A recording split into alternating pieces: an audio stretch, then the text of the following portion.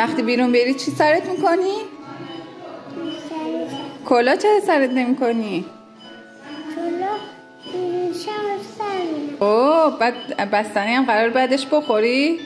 چند تا؟ یه دونه؟ بیشتر بخور.